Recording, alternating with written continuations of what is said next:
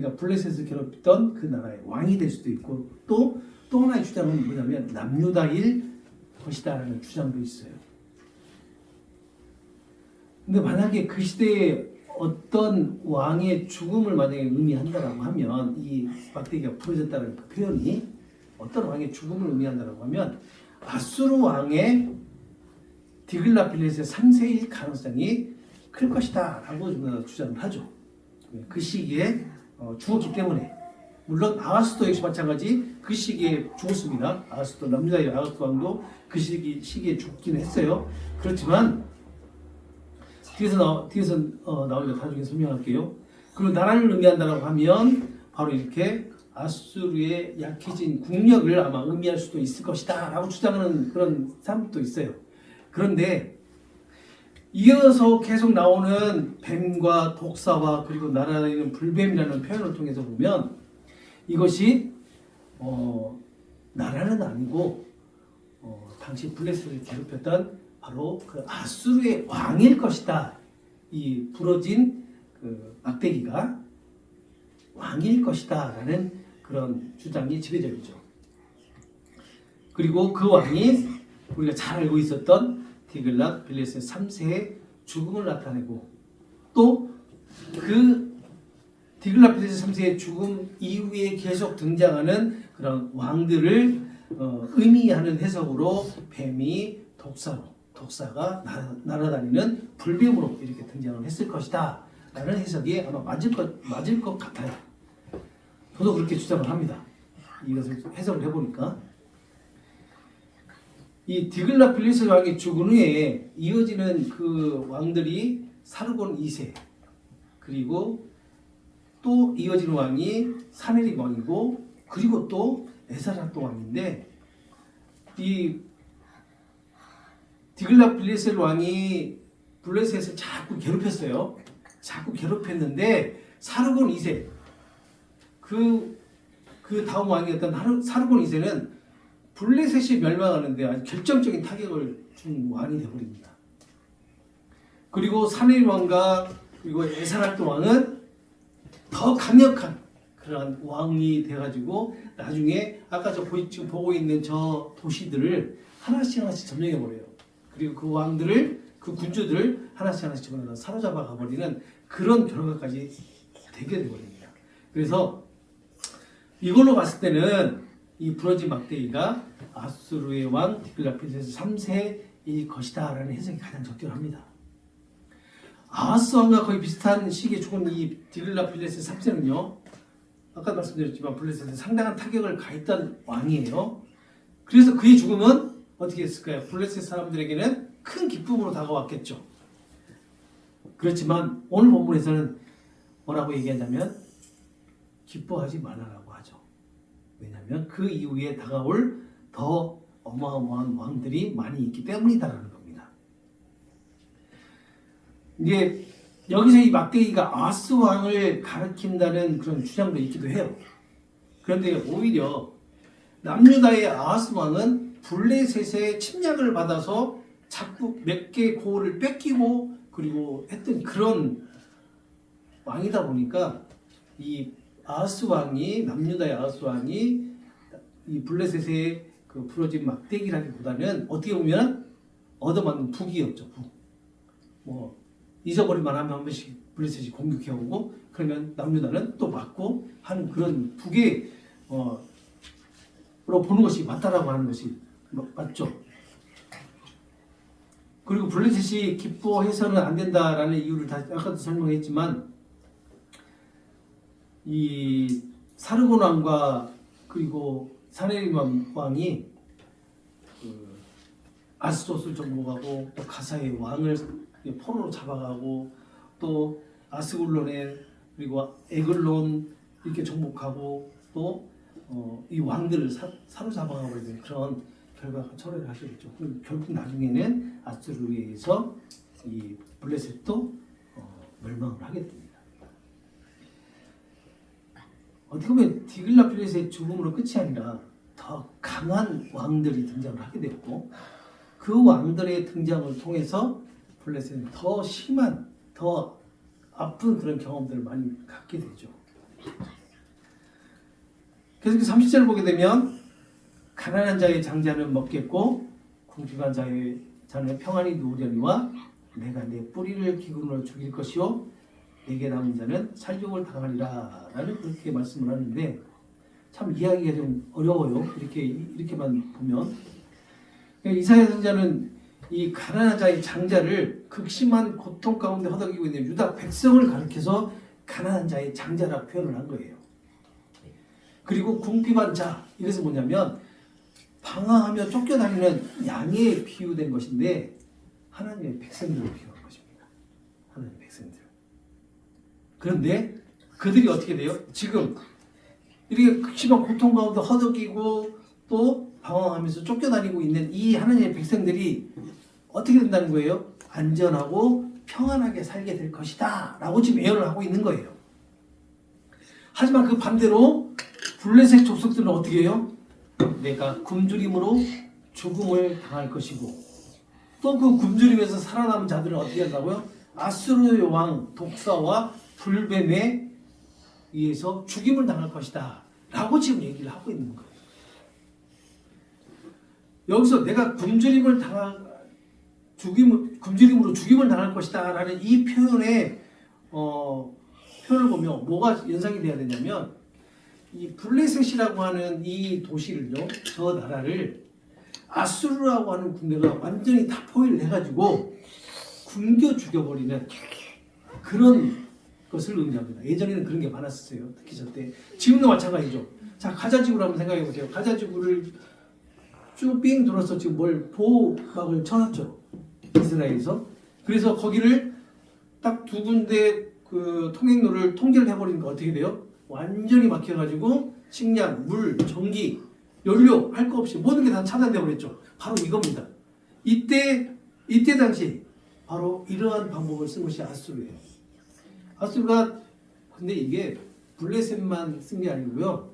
북이스라엘을 점령할 때도 마찬가지였고 남유다를 공격할 때도 마찬가지였어요. 자, 디글라필레셋 왕이 남유다를 공격하기 위해서 남유다 예루살렘을 둘러쌉니다. 둘러싸는데 거기서 갑자기 어떻게 돼요? 다시 회군을 하게 되죠. 우리가 지난 시간에 했던 거예요. 갑자기 회군하고 난 다음에 아수르로 돌아가서 어떻게 해요? 국력이 쇠해되고 약해지고 디글라필레셋 왕은 죽게 됩니다. 그리고 난 다음에 그 다음 왕이 오게 되죠. 세워지게 되죠. 바로 이렇게 남유다도 공격을 당했고 북이스라엘도 역시 마찬가지 그리고 블레셋도 이렇게 공격을 당하게 되죠.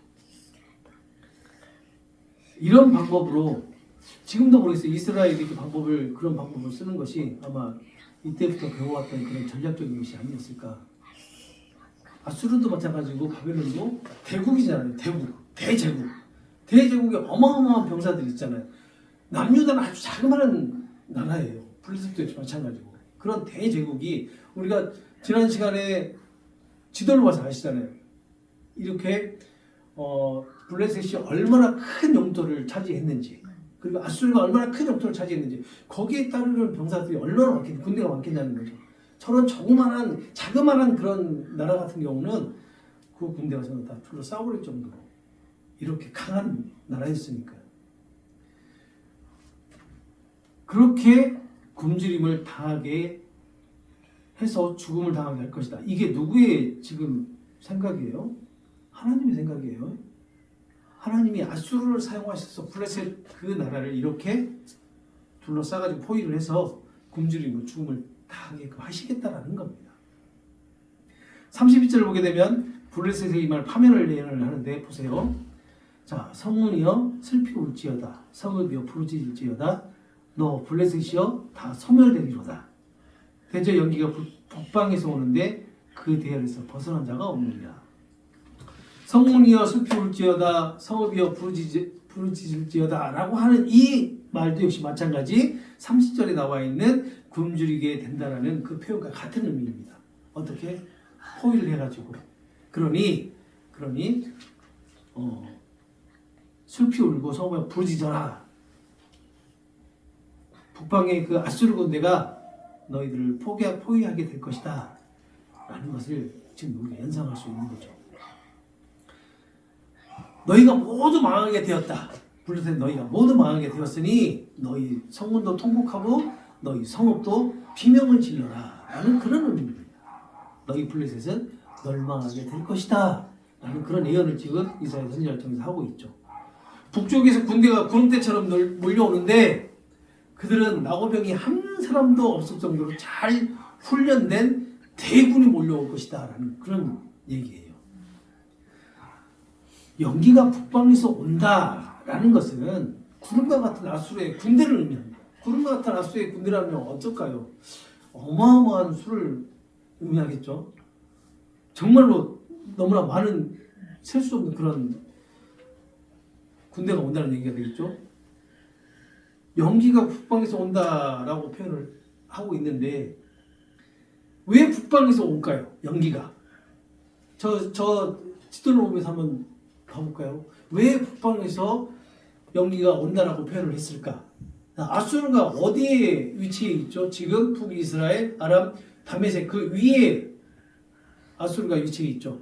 그 말은 뭐냐면 자 동쪽으로는 뭐가 있어요? 사막. 아람하고 나바투 이게 나와 있는데 거기 그쪽은 저기예요. 사막이에요. 사막. 그리고 서쪽으로는 지중해 바다. 그러죠. 아수르가 블레셋보다 더 위에 위치해 있기 때문에 밑에 남쪽에서 밀고 들어오질 않겠죠. 결국 아수르 군대가 주둔해 있는 곳은 북이스라엘을 점령을 했기 때문에 블레셋보다 북쪽, 위쪽에 지금 주둔을 하고 있겠죠. 자, 그러면 어디서 밀고 들어와요? 북쪽에서 밀고 들어오겠죠. 그래서 북쪽에서 북방에서 연기가 온다라고 표현을 했을 것이고 또 하나 가능성은 뭐냐면요. 이 블레셋을 향해 진군하고 있는 이 침략군들, 아수르 군대죠. 아수르 군대에 의해서 불타고 파괴당한 성읍들에서 어떻게 해요? 솟아오르는 연기를 표현한 것이다 라고 이제 해석도 가능해요. 어찌됐든 이 군대는 진열에서 낙오되는 이가 하나도 없을 만큼 훈련이 잘 되어 있는 막강한 군대다 라고 얘기를 합니다. 그렇다면 이 시대에 이마만큼의 군사력을 가지고 있었던 나라는 어디일까요? 아수르 하나뿐이었죠. 이 시대. 그런데 지금 이 블레셋을 심판을 하시는 이 본문을 통해서 여러 가지 설이 있어요. 세 가지 설이 있는데 이게 아수르일 것이다. 그리고 남유다일 것이다. 근데 남유다라고 하는 게 주장하기에는 좀 안 맞는 것 같은데도 남유다일 설도 있어요. 이렇게 남유다일 것이다. 그리고 뭐 이것이 아까도 말씀드렸듯이 나라가 아니라 뭐 왕을 의미한다. 뭐 여러 가지 얘기가 있는데 아수르가 맞다라고 저는 생각을 해요. 왜냐하면 여러 가지 정황들을 봤을 때 이 블레셋을 공격할 수 있는 그 정도로 공격할 수 있는 나라는 그런 군사력을 가지고 있는 나라는 아수르밖에 없었기 때문에요. 자, 계속해서 32절을 보게 되면 블레셋이 어떻게 하냐면 남유다에게 동맹을 요청을 합니다. 자, 이렇게 아수르가 블레셋을 이렇게 침략을 해오니까 블레셋은 살아남기 위해서 남유다에게 이렇게 동맹을 요청하게 될 것이다 라는 그런 예언의 말씀이 주어져요. 그럼과 동시에 블레셋과 남유다의 미래가 여기에 나타납니다. 32절에. 자, 32절 보세요. 그 나라 사신들에게 어떻게 대답하겠느냐? 여호와께서 시온을 세우셨으니 그의 백성의 공고한 자들이 그 안에서 편안하리라 할 것이니라. 31절 보게 되면 이 블레셋이 포위를 당해서 다 소멸될 것이다 라는 그런 말을 하고 난 다음에 갑자기 32절을 보게 되면 그 나라 사신들에게 어떻게 대답을 할래? 라고 이렇게 얘기를 한단 말이에요. 이게 무슨 말이겠냐고. 참 어렵죠. 이어지는 게. 이 말이 그 말이에요. 그 나라 사신 직담에서 블레셋의 그 나라의 사절단들, 동맹을 요청하기 위해서 남유다로 온 사절단들, 그 사절단들에 의해서 요청이 들어오면 그에 대해서 어떻게 대답을 할래? 너희들은, 남유다 너희들은 라고 지금 이렇게 얘기를 하는 거예요. 이게 예언인데도 불구하고 너무나 구체적으로 이렇게 표현을 하고 있어요. 블레셋을 향해서 밀고 들어오는 아수르 군대에 맞서서 함께 싸워줄 것을 남유다에게 요청을 하기 위해서 특사가 오는데 그래 너희들 남유다는 어떻게 대답을 할래? 라는 것이죠. 여기서 이사야 선지자는 대답을 함께 예언을 해줍니다. 어떤 대답일까요? 너희는 이렇게 대답해라 라고 하면서 온 세상의 주인이신 여호와께서 친히 시온 산성 즉 예루살렘 성을 세우셨으니 그분의 백성 가운데에서 의지할 데 없는 이들이 다 거기서 안전하게 휴식을 얻을 것이다 라고 지금 뜬금없는 얘기를 하고 있단 말이에요. 다시 말하면 여호와께서 예루살렘 성을 세우셨으니 하나님의 백성들 그리고 공고한 자들은 그 하나님께서 세운 그 성 안에서 편안하게 휴식을 얻을 것이다 라고 지금 얘기를 하고 있단 말이에요. 자, 블레셋의 사신이 와갖고 너희들 우리 도와줄래 안 도와줄래 그러고 대답을 하고 있는데 여기서 그 대답이 뭐냐면 우리는 여호와께서 이 성을 지었기 때문에 우리 그 안에서 평안을 얻을 것이다 라는 그런 대답이었단 말이에요. 쉽게 딱 요약하면 이거죠. 한마디로 우리는 하나님께서 그 백성을 보호해 주실 것이다 라는 그런 의미가 되겠죠. 시온을 세우신 하나님께서 시온을 지켜주실 것이니 다른 나라와의 그런 군사적 동맹 따위 생각할 필요가 없다 라는 것을 의미하는 겁니다. 너무나 뜬금없는 얘기죠. 뜬금없는 얘기인데 이렇게 연결이 되고 있어요. 즉 블레셋이 아수르에서 멸망을 하면서 남유다에게 원정을 요청을 하지만 남유다는 그 원정을 따르지 않습니다. 들어주지 않고 결국은 블레셋은 아수르에서 침략을 당하게 되죠. 자, 13장 1절부터 14장 27절까지 우리가 지난 시간까지 살펴본 내용이죠. 열방에 대한 하나님의 심판에 대해서 말씀을 하고 있는데 13장 1절부터 14장 20절까지 나와 있는 그 열방의 나라는 바벨론이었습니다. 자, 바벨론이 왜 심판을 받았죠? 바벨론 왕의 교만, 그리고 고관들의 교만, 그리고 백성들의 교만. 자, 바벨론 왕이 어느 정도까지 교만해졌다고 했죠? 신들까지도 통치하려고 했다고 했잖아요. 신들까지도. 자, 그 정도로 교만했던 그 바벨론이 하나님께서 반드시 심판을 하시겠다라는 그 예언의 말씀과 또 한 가지 주신 것이 뭐냐면 남유다의 주변 족속들도 함께 심판을 하시겠다라는 그런 예언을 주셨어요. 남유다의 주변, 그런 열방이죠. 주변 열방들을 하나님께서 심판하시는 이유가 무엇이라고 얘기했어요? 왜 하나님께서 바벨론만 심판하시는 게 아니라 남유다의 그 주변에 있는 나라들까지도 함께 심판하시겠다라고 예언을 하신다고 말씀드렸잖아요. 왜 그런다고 했죠? 남유다가 누구를 의지해요? 하나님을 의지하지 않고. 그렇지. 거기까지 좋아. 그 다음에 세상을 의지해서. 누구를 의지해? 남유다가 자꾸 봐보세요. 블레셋 의지하고 암몬 의지하고 막 그런단 말이에요. 그러니까 바벨론이라는 대제국이 다 건재하고 있으니까 이 나라를 견제하기 위해서 자꾸 어떻게 주변에 있는 나라들하고 손을 잡는단 말이에요. 의지한단 말이에요. 그러나 하나님은 남유다에게 하신 말씀이 있었죠. 나는 너희들의 하나님이고 너희는 나의 백성이다. 그 말씀. 다시 말하면 남유다는 하나님의 백성으로서 하나님만을 의지해야 되는 그런 나라였어요. 그렇지만 구약의 역사를 쭉 살펴보면 그 구약의 역사 가운데 있는 하나님의 백성들이 얼마만큼 하나님을 의지했느냐라는 것을 우리가 알 수가 있죠. 많은 남유다, 물론 북이스라엘도 마찬가지고요. 많은 왕들이 전부 다 그 하나님과 함께 나갔던 왕들이 몇 안 되잖아요. 하나님과 합한 왕들이 몇 안 된단 말이에요. 전부 다 지금까지 이렇게 열방들의 힘과 권력을 의지하고 또 의지했기 때문에 하나님께서는 그 나라를 모두, 그러니까 이스라엘 백성들이 바라보고 있는 그리고 의지하려고 하는 세상의 권력과 힘, 영광, 이 모든 것들을 하나님께서 다 제거해 버리시겠다는 거죠. 그 제거하는 원인이 뭐예요? 이유가 뭐예요? 자꾸 눈을 하나님께로 돌리는 게 아니라 세상으로 돌리고 있습니다. 물론 당시에 이스라엘 백성도 그랬을 거예요.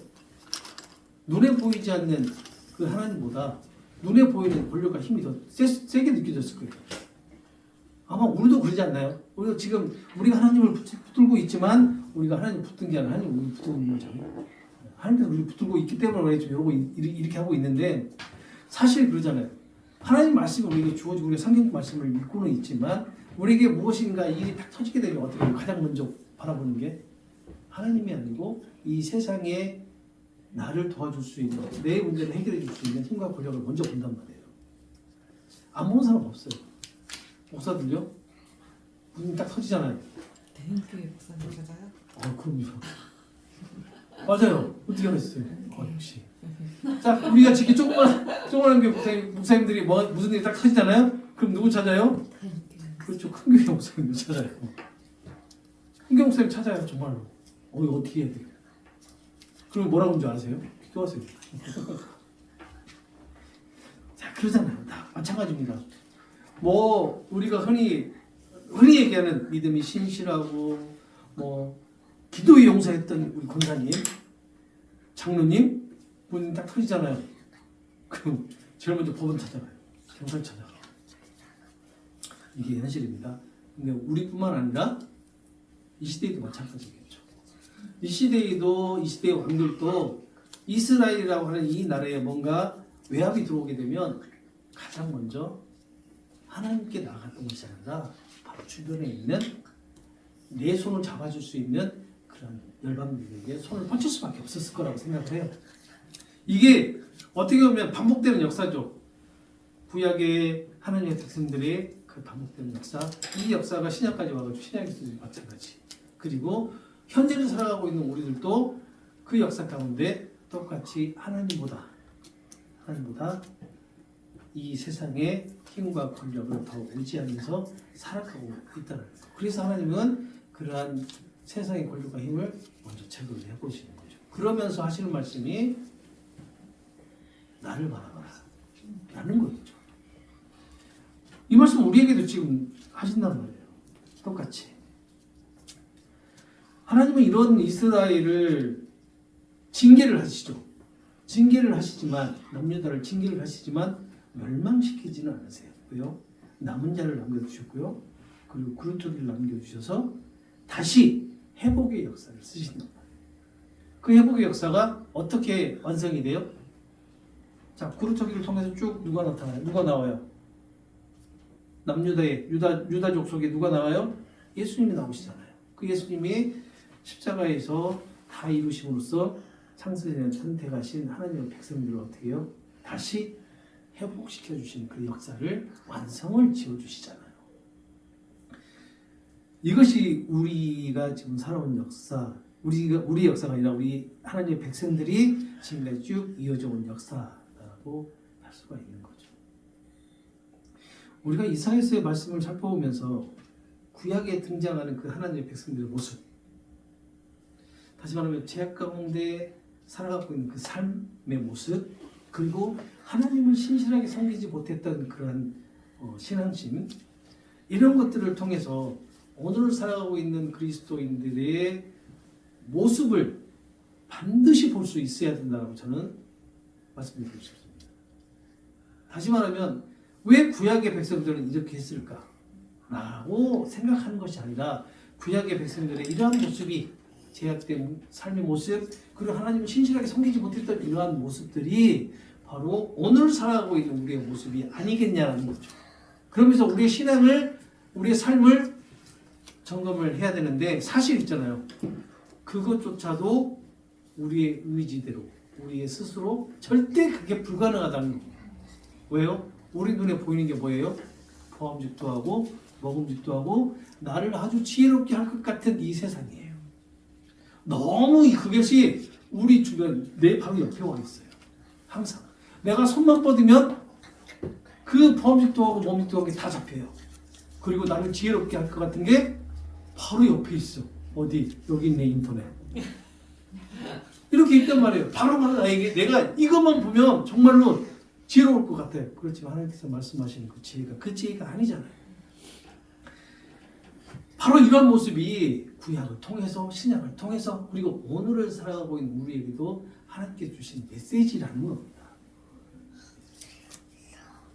우리가 지난주에 예수님이 이 땅에 오신 이유 성탄절 예배를 드리면서 그 예수님께서 이 땅에 오신 이유가 그 예수님의 그 잉태 소식을 요셉에게 전해주는 그 말씀을 통해서 왜 예수님이 이 땅에 오셨는지 그것을 정확하게 전하는 그런 강력한 메시지라고 말씀드렸잖아요.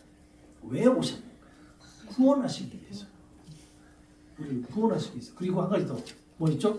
함께 하시기 위해서 오셨다라는 그런 메시지를 강력하게 전하라는 그런 경종이라고 했잖아요. 그런데 지금 이 시대에 지금 성탄절에 주는 메시지가 뭐예요? 그런 강력한 메시지는 저는 아니다라고 생각을 합니다. 많은 교회에서 주는 메시지가 그냥 성탄절에 예수님의 오심을 기뻐하고 그리고 그 잔치 속에서 막 뭔가를 막 하려고 하는 그런 모습이지 정말로 왜 오셨는지 아니 그런 경종을 우리에게 주시는 메시지가 바로 그 말씀이었다는 거. 마태복음 오늘 본문도 역시 마찬가지예요. 너희들이 하나님을 신뢰하느냐? 라고 질문을 했을 때 예, 신뢰합니다 라는 그런 대답할 수 있는 사람이 과연 얼마나 있겠냐는 거죠. 없다고 저는 생각합니다. 이러한 하나님께 패역한 모습이 바로 그리스도인들에게 나오고 그리스도인에게 나타나는 그런 모습이다라는 것을 인정하지 못하고 고백되지 않으면 하나님과 올바른 관계를 가질 수 없다라고 저는 믿어요. 그래서 우리에게 성령의 도우심이 필요한 겁니다. 예수님께서 십자가에 달리셔서 다 이루었다라고 선포하셨을 때 우리의 이러한 인정하지 못하고 고백되어지지 못하는 이러한 것들을 대신 하나님께 인정을 하시고 또 고백을 하신 그 역할을 하셨기 때문에 우리가 지금 이렇게 하나님을 섬기면서 살아갈 수 있는 거죠. 성령의 도우심이 없으면 우리가 이런 인정도 고백도 할 수 없는 것이고 우리 가운데 나타나는 성령의 역사가 바로 이러한 모습이 바로 제 모습입니다 라고 고백을 하게 되는 거고 이러한 제약된 모습을 하나님께 고백할 수 있게끔 도와주시는 거죠. 그래서 우리에게 주어진 이 삶이 기적과 같은 삶입니다. 그리고 감사의 삶이 될 수밖에 없어요. 성령께서 더 우리에게 조명해 주시지 않으면 우리는 그 어떠한 것도 깨달을 수 없는 존재라는 것을 우리는 다 알고 있잖아요. 이미 다 알고 있어요. 그래서 그리스도인들에게 이 허락하신 그 하루의 삶이 바로 은혜의 삶이며 예수님께서 거두실 알곡의 삶이라는 것을 꼭 기억해야 됩니다. 내가 알곡이 되어서 예수님께서 우리를 알곡을 거두시는 게 아니라 이러한 은혜가 우리에게 주어졌기 때문에 우리가 알곡의 삶을 살아가게 되고 그리고 예수님께서 우리를 그 알곡을 추수하시게 되는 그런 삶이라는 거예요. 그래서 감사한 거죠. 오늘 이제 블레셋의 심판받는 장면을 통해서 오늘도 또 우리의 모습을 다시 한번 살펴봅니다. 우리의 제약된 모습. 제가 항상 말씀드렸지만 우리 총장님께서 기도 가운데 항상 하신 지금도 그렇게 기도하세요. 억만 제약 가운데에서 우리를 구원하실 예수님의 이름으로 기도드립니다. 이 말씀을 지금도 하세요. 매 시간 수업 시간마다 항상 그렇게 기도를 하시는데 정말 우리가 억만 제약 가운데 살아가고 있다는 게 진짜 인정되고 고백되어져야 됩니다. 그랬을 때 우리에게 주어지는 그 은혜와 감사가 더 커요. 내가 구원받지 못할 자인데 구원을 받았다는 그 은혜. 내가 하나님의 은혜를 받을 자격이 없는데도 하나님께서 나에게 아무런 조건 없이 은혜를 베풀어 주셨다라고 하는 그 감사. 그게 얼마나 큰 건지. 그러니까 우리에게 허락된 하루하루가 정말 귀한 거예요. 귀한 삶인 거예요. 그냥 우리는 그냥 사는 것 같지만 그 삶이 하나님께 영광이 되는 삶입니다. 왜요? 예수님께서 우리를 대신해서 생명을 바치시고 우리에게 새 생명을 주신 삶이기 때문에 그래요. 우리 남은 한 주간 얼마 안 남았습니다. 또 이렇게 감사하는 삶을 살아가시길 바라고 또 우리에게 주어진 삶 가운데서도 우리가 최선을 다해서 살아가고 또 성령께서 인도하시는 대로 우리의 뜻이 아닌 성령의 인도하심에 감사하면서 허락하시는 한 주간도 기쁨으로 살아가시기 바랍니다. 아멘. 오늘 여기까지 하겠습니다. 기도하겠습니다.